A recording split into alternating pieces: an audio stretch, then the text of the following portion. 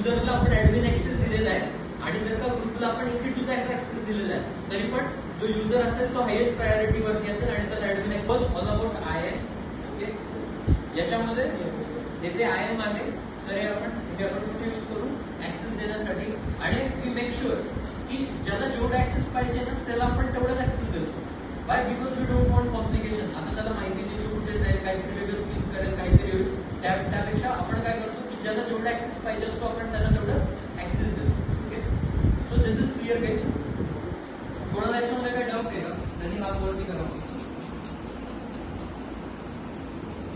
Okay, so this was about first practical.